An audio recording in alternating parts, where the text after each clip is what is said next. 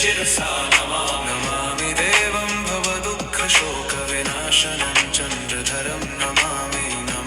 गङ्गाधरमीशमीड्यमुमाधरं देववरं नमाम्यजादीश पुरन्दरादिसुरासुरैरचितपादपद्मं नमामि देवी मुखवादनानैक्षार्थमक्षित्रितयं यैष पञ्चामृतैर्गन्धसुधूपदीपैर्विचित्रपुष्पैर्विधैश्च मन्त्रैः पूजितं सोममहं नमामि शम्भुं पुरुषं पुरा